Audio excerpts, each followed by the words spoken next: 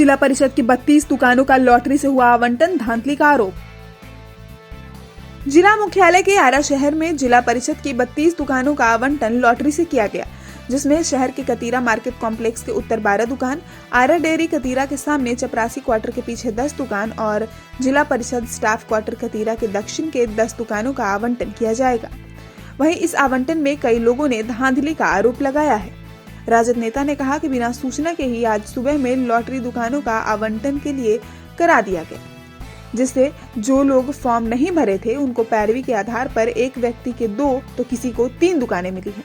ये जांच का विषय है। टेंडर हुआ है, उसमें धांधली हुआ है जिला परिषद में। आज जिला परिषद में सुबह में आए हैं तो बहुत लोग जुटे हुए थे जो टेंडर डाले थे।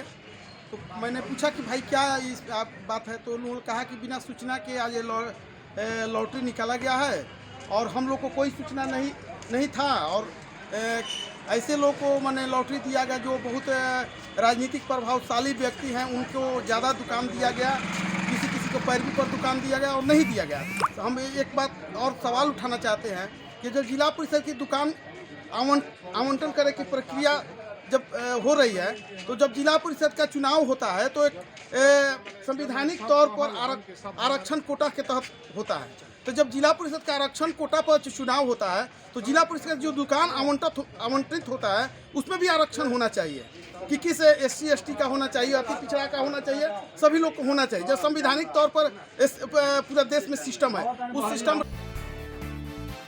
भोजपुर न्यूज के लिए आरा से तारकेश्वर प्रसाद की रिपोर्ट।